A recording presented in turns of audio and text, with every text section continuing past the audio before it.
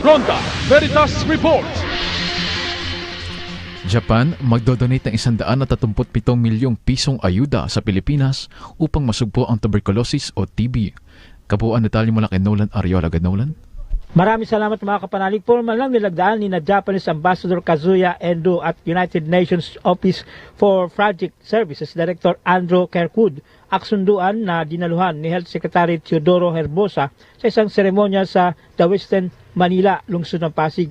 Magbibigay ang Japan ng grant na 370 million yen upang palakasin ang tugon ng Pilipinas sa tuberculosis o TB, lalo na sa mga liblib at underserved na lugar. Ilalagay sa mga Provincial Health Office ang 20 ultra-portable X-ray units na may computer-aided diagnosis upang mapabilis ang maagang pagtuklas at paggamot ng TB.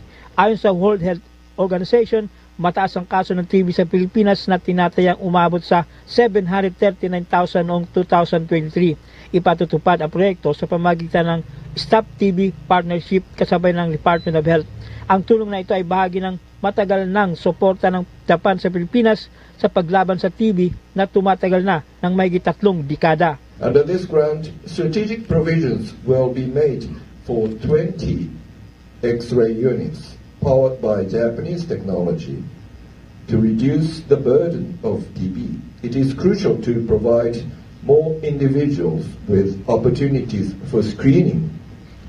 The mobility of these lightweight X-rays can reach more areas across the country.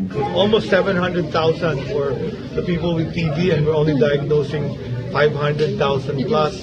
So there are many undiagnosed. So these are the ones spreading TB. So with the technology we're going to get, the ultra portable, just like this handheld camera, you can bring it to the remote villages, and you don't need a radiologist because it has artificial intelligence. So with the diagnosis, we can start treatment. Mga kapanalig, isa sa advokasya ng Simbahang Katolika ay ang pangalagaan ang mga may karamdaman saan man at sino man. Para sa Veritas 846, ang radyo ng Simbahan, ako inyong kapanalig, Nolan Ariola, sumainyo ang katotohanan.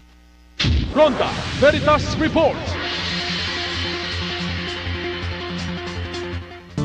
Inihahandog ng Roman Catholic of the Archdiocese of Manila sa pamamagitan ng Office for the Promotion of the New Evangelization, ang programang tatalakay sa mga usapin ng mga kabataan, pamilya at pananampalataya.